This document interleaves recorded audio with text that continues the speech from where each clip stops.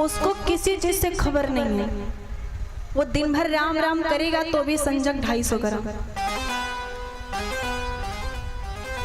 उसको बिल्कुल खबर नहीं है, उसको सम्मान और संपत्ति किसी चीज से मतलब ही नहीं है, बिल्कुल शराब मिल जाए। अरे शराब भी एकदम खत्म ही करके छोड़ती है। शराब का फुल फॉर्म पता है? बताएं हम? और लग रहा है लोग पीते हैं इसलिए तो हाँ हाँ कर रहे हैं। शराब का फुल फॉर्म इन्हें में पता है, आप सब बड़े श्रद्धावान। शराब का देखो फुल फॉर्म, शा से शराब, शा से सड़ा देती है, रा से रुला देती है, बा से बर्बाद कर देती है। यह है शराब का फुल फॉर्म। जो शराब पिएगा वो सड़ जाएगा, रो देगा और बर्बाद हो जाएगा। और आपने देखा भी होगा, जो शराब पीता है वो अपनी जिंदगी नहीं खराब करता, वो सबकी जिंदगी खराब कर देता है। पूरे घर की जिंदगी खराब हो जाती है, पूरे परिवार की जिंदगी खराब हो जाती है। और वो पत्नी महान ही होती है बेचारी, जो किसी तरह सहन करती है, किसी तरह सहन करती है, पूरा घर बर्बाद हो जाता है। लेकिन उसको खबर नहीं है कि क्या हो रहा है। वो इतना मस्त है, वो अपनी ही मस्ती में मस्त है, शराब नहीं छूट सकती। बोलता है घर छूट जाए ठीक है, परिवार छूट जाए ठीक है, पर शराब नहीं छोड़ सकते। शराब की मस्ती, शराब की मस्ती है। अरे कितना भी कहो छोड़ दो छोड़ दो, कहेगा छूटता ही नहीं, क्या करें। और उसी प्रकार एक गुटखा का नशा है।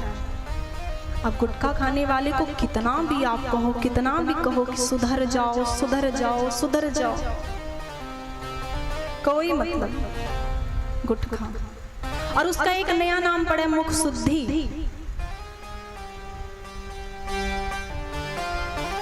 उसका एक नाम पड़ा है मुख शुद्धि। वाह, हमने तो सोचा था कि तुलसी पत्र से मुख शुद्ध होता है, जीवन शुद्ध होता है, पर अब जाना हमने कि गुटखा से मुख शुद्ध हो जाता है।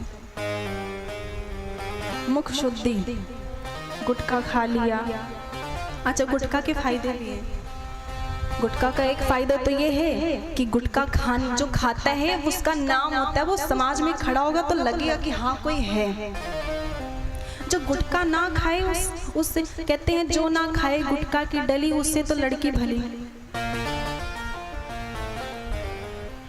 अब देखो, जो गुटखा खाते हैं उनको अपने आप को सही साबित करने के लिए तर्क तो देने पड़ेंगे ना।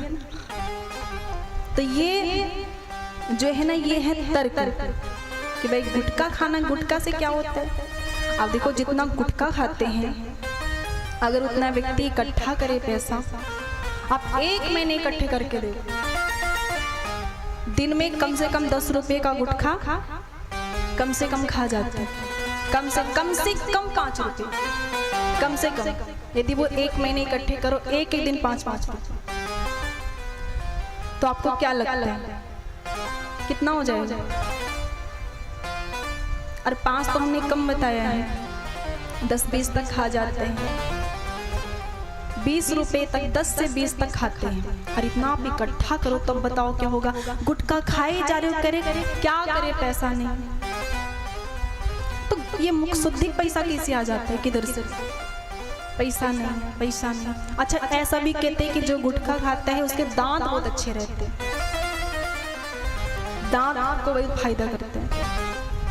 हाँ, फायदा तो करते हैं। साधारण जनों के एक कलर का दांत है, गुटखा खाने वालों के कई कलर के दांत हैं।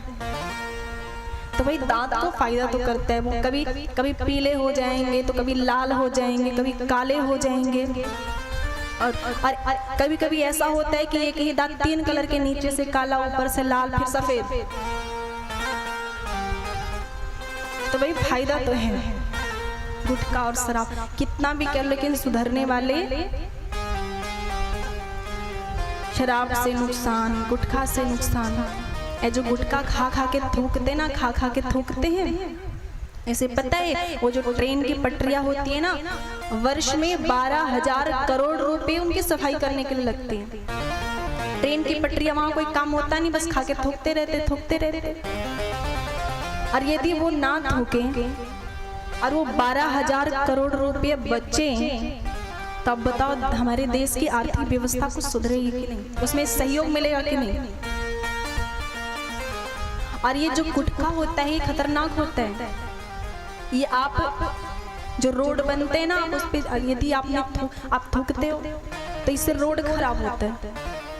ये जहरीला होता है, इसमें केमिकल होते हैं। ये आपको अंदर से तो बीमार करता है, फेफड़ा वगैरह, लेकिन बाहर जहाँ जहाँ आप थूकते हो वहाँ भी नुकसान करते हैं। रोड खराब होते हैं, इससे सड़क खराब होते हैं। ये नशा, यदि नशा करना ही, यदि नशा का शौक है तो भक्ति की नशा, भक्ति का नशा कर लीजिए। अब कुछ लोग कहते हैं कि भोले भंडारी नशा करते हैं तो हम क्यों ना करें, भोले बाबा करते हैं। तो एक तो इसका तर्क ये है कि भोले बाबा नशा करते हैं, चलो मान लिया, तो भोले बाबा विष भी तो पीते हैं।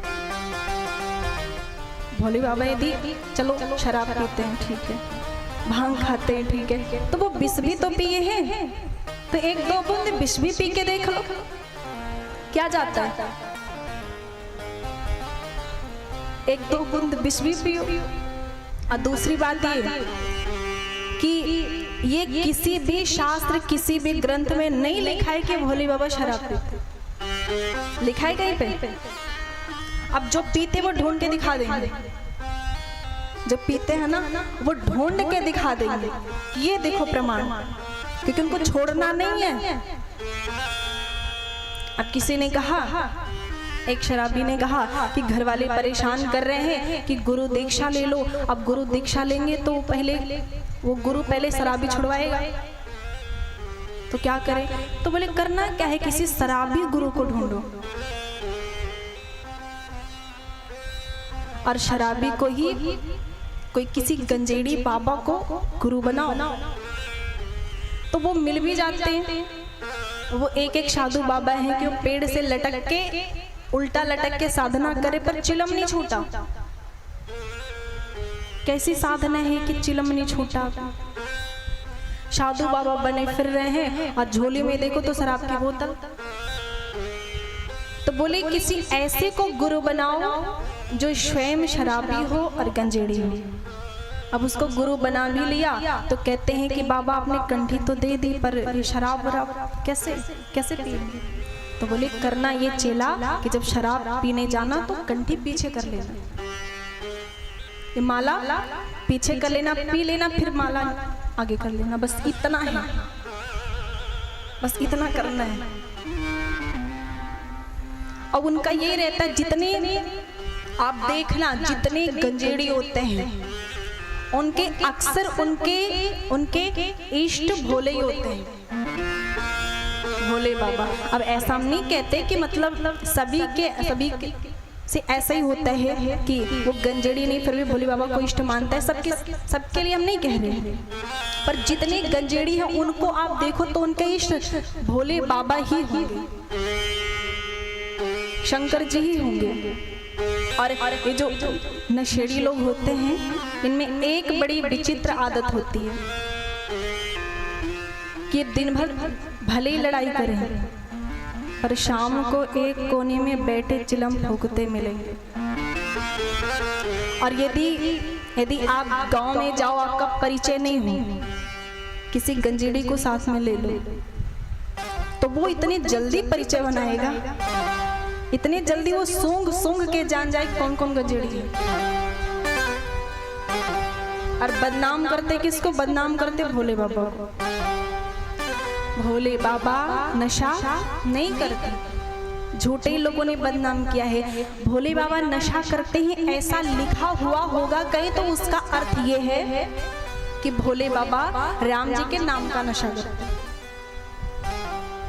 भोले बाबा नशा करते हैं किसका? नशा करते हैं वो भक्ति का।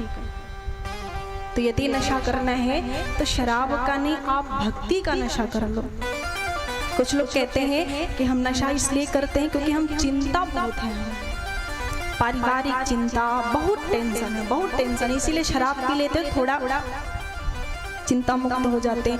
ठीक है, यदि चिंता मुक्त होना है तो भगवान के चरण क्यों ना पकड़ लो, भगवान के चरण पकड़ लो, एक हाथ में माला ले लो, दूसरे हाथ में अभी ब्राह्मण देवता ने कहा, जो भूमि के प्रथम देवता होते हैं ब्राह्मण, उन्होंने कहा नहीं कि एक हाथ में माला लो, दूसरे हाथ में भाला।